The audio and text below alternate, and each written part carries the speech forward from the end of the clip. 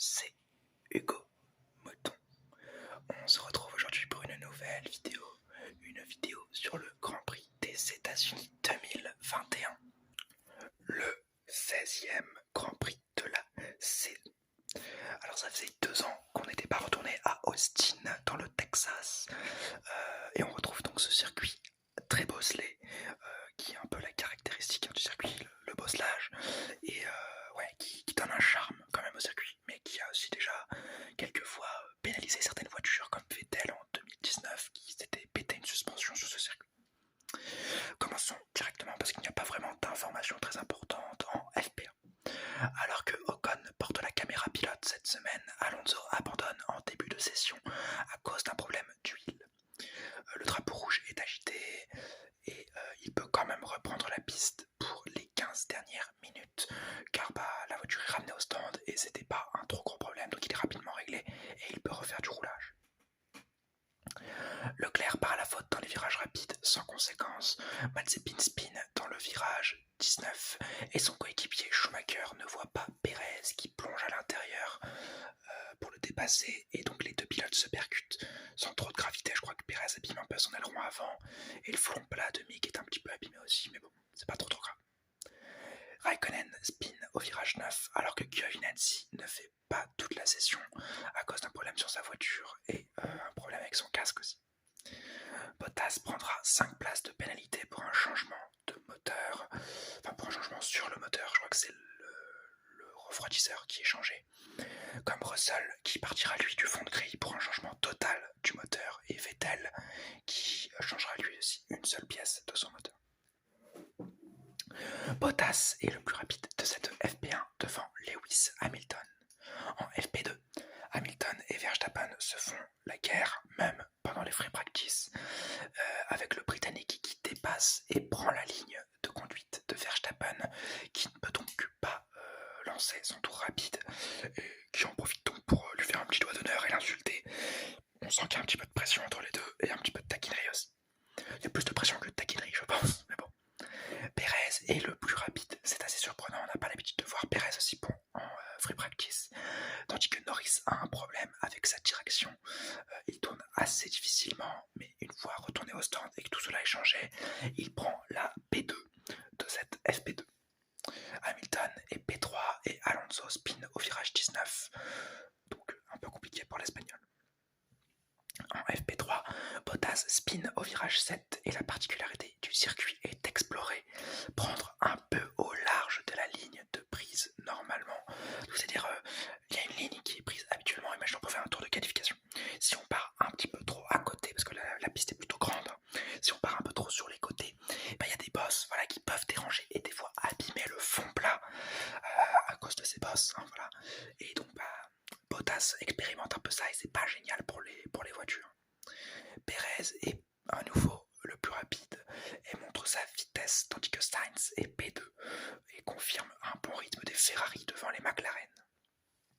Russell, qui est toujours à la limite avec sa Williams, part à la faute au virage 7 et Alonso continue dans la galère avec un moteur changé, totalement changé pour la course. Il partira donc du fond de grille. Et bien nous pouvons passer à la qualification. En Q1, sur un tour rapide, Vettel est gêné par une Haas. Donc il s'énerve un petit peu à la radio parce que c'était dans les virages rapides, il aurait pu avoir un accident et en plus ça lui cache un tour et quasiment un train de pneus, donc on peut comprendre son énervement. Les Haas d'ailleurs sont éliminés avec Raikkonen, Latifi et Stroll. Raikkonen, sur les terres de sa dernière victoire, ne pourra pas rêver d'une Q2 ou d'une meilleure place pour cette course. Et Russell est encore une fois en Q2, tandis que Giovinazzi passe de justesse face à Stroll, alors que l'Italien n'a pas pu faire son temps, enfin son troisième temps, parce qu'il avait fait un passage, un deuxième passage, qui lui permet un bon temps, qui lui fait passer en Q2. Mais il ne peut pas faire le troisième temps qu'il voulait faire parce qu'il spin. Mais il passe quand même. Beaucoup de chance pour le pilote italien. En Q2, les Alpines sortent avec Giovinazzi, Vettel et Russell. Deuxième Q3 d'affilée pour Tsunoda, donc qui montre du talent et qui un peu valide cette prolongation que AlphaTauri lui a donnée. En Q3, au premier passage, Pérez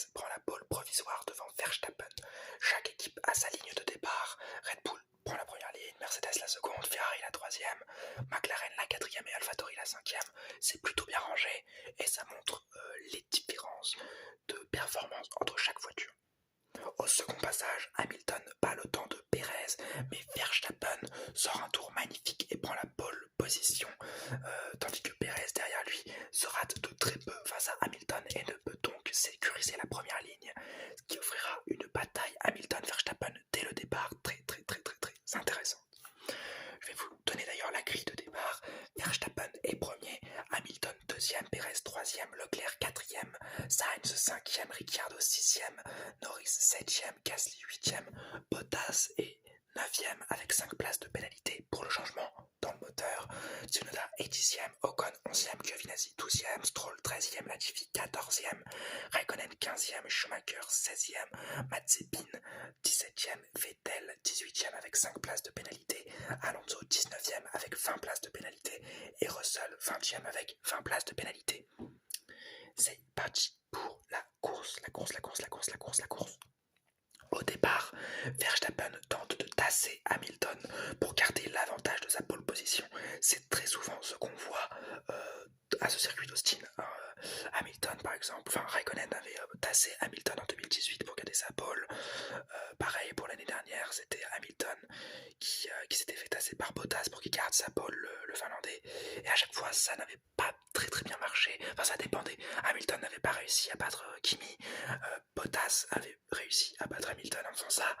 Et là, cette fois-ci, le Britannique tient et prend la tête de la course sur Verstappen qui donc ne réussit pas à retenir le Britannique.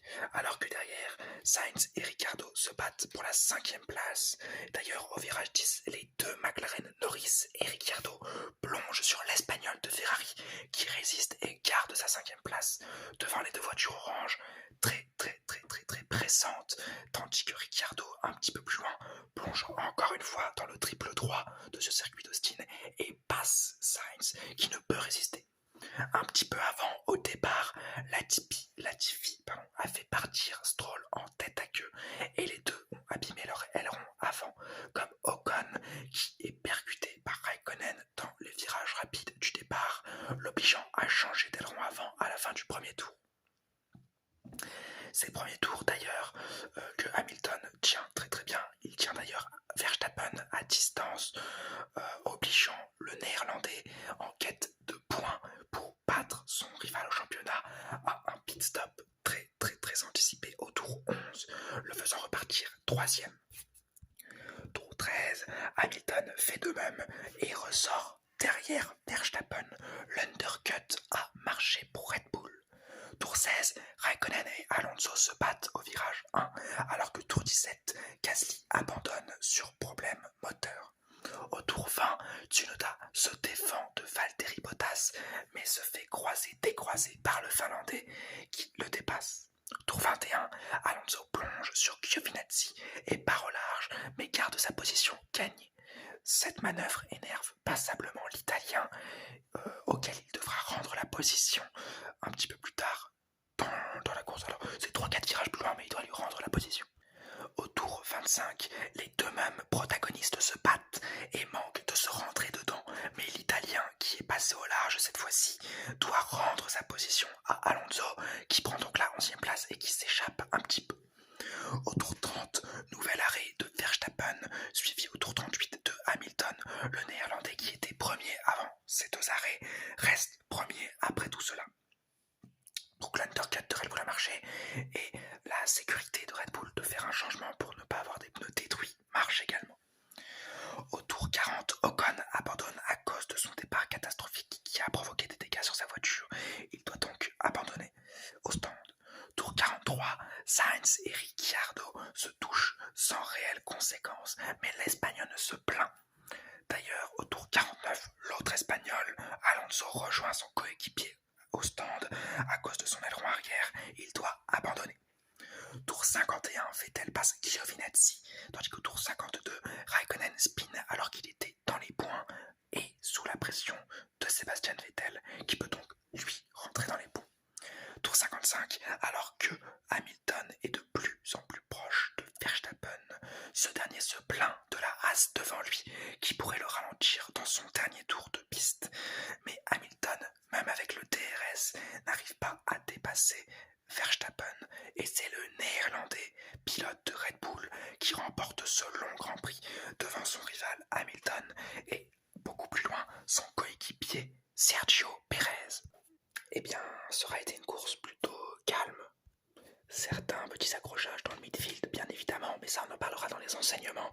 Là, je vais vous donner la grille de départ, la grille d'arrivée, excusez-moi. Verstappen est premier, Hamilton est deuxième avec le meilleur temps en course. Perez est troisième, Leclerc est quatrième, Ricciardo est cinquième, Bottas est sixième, Sainz est septième, Norris est huitième, Tsunoda neuvième, Vettel dixième, Giovinazzi onzième, à la porte des points, Stroll est douzième, Raikkonen est treizième, Russell quatorzième, Latifi quinzième, Schumacher 16e, Mazepin 17e, Alonso 18e DNF, Ocon 19e DNF et Gasly 20e DNF. Les enseignements de cette course, plutôt simple, il n'y aura pas énormément de choses. Cette vidéo sera d'ailleurs assez courte, je pense. Mais Verstappen prend de l'avance au championnat. Je crois qu'il est maintenant à 10 points d'avance sur Hamilton. C'est une avance très confortable. Bien évidemment, il ne faut surtout pas se relâcher. La semaine prochaine, c'est le Grand Prix du Mexique, si je dis pas de bêtises. Donc, interdiction de se rater. Mais donc, Verstappen prend un petit matelas et c'est très plaisant pour lui. Tandis que son coéquipier Perez nous montre de très bons résultats. La semaine dernière, c'était moyen. Cette semaine, c'est beaucoup mieux. Une présence en qualification. Il est très déçu à la radio alors qu'il fait P3 parce qu'il aurait voulu être P2 voire P1. On a une mentalité qu'on veut voir chez Red Bull en tant que de la part du deuxième pilote. Donc vraiment bravo à Perez qui en plus prend un podium mérité. Parlons de Hamilton et de Bottas, Hamilton a été eu, et surtout Mercedes a été eu par la stratégie de Red Bull. Très dommage pour les Mercedes qui avaient la rapidité et qui avaient le rythme de course sur cette course d'ailleurs. Mais bon, ils n'ont pas réussi à en profiter. S'il restait un ou deux tours de plus, je pense que Hamilton aurait battu Verstappen au DRS. Donc voilà, il manquait 2 tours pour faire peut-être un peu basculer le championnat et que ce soit Hamilton qui reparte d'Austin avec des points d'avance. Mais bon, ça n'a pas été fait et donc c'est Verstappen qui prend de l'avance. Tandis que son coéquipier Bottas n'a pas pu aider à cause de cette pénalité moteur. Normalement, il devait partir P3 et il part P9. C'est un peu dommage. Voilà, il devait partir P4 donc il part P9. C'est dommage. Il ne finit que 6ème. Il n'aura pas pu inquiéter les gros. Il n'aura même pas pu revenir à hauteur de Perez. C'est ce qu'on demande pourtant à un pilote Mercedes quand on part de loin avec une voiture aussi performante. Très dommage. Parlons maintenant de Ferrari. Ferrari qui bat McLaren ce week-end. En qualification comme en course, Leclerc est 4ème et Sainz 7ème, tandis que Ricciardo est 5ème et Norris 8ème. Bravo aux Ferrari qui se rapprochent à nouveau de McLaren, qui a pris un certain petit matelas d'avance avec Monza. Mais bon, la course n'est pas finie et les Ferrari le savent très bien. Alpine dans le dur, c'est la première fois que les deux voitures abandonnent cette saison. Très dommage, très dommage, comme les As qui, sans surprise, à domicile, ne font pas grand chose. En même temps, vu les deux poubelles qu'on leur donne aux deux jeunes pilotes, c'est très compliqué. Nous allons parler maintenant de Kimi Raikkonen qui part à la faute alors qu'il était dans les points. C'est très dommage, hein, voilà. Mais Vettel prend des points, donc c'est toujours plaisant. Et Tsunoda prend à nouveau des points, ce qui est là aussi très plaisant après ce Grand Prix de Turquie où il aurait dû marquer des points s'il n'avait pas fait d'erreur. Et nous allons terminer sur le Grand Prix de Austin en général. C'est une piste plutôt plaisante, hein, voilà. Elle a du caractère. Voilà, les boss font qu'elle a du caractère. Après, c'est un parking. Il y a du béton partout quasiment. Il n'y a pas une grosse marge d'erreur. Enfin, tu peux faire des erreurs, c'est pas trop grave. Tu peux partir au large, c'est pas trop grave. Mais le Grand Prix a été plutôt cool. Et de toute façon, l'ambiance des États-Unis est toujours plutôt cool, hein. On sait que les États-Unis aiment beaucoup les courses de voitures. Donc voilà, il y avait quelque chose. Pour ça, je vais mettre un 11 parce que bon, il y a la lutte au championnat, mais c'était pas fou non plus. Donc un petit 11 sur 20, assez mérité, j'imagine. Et bien voilà, c'est déjà la fin de cette vidéo, j'espère qu'elle vous aura plu. J'espère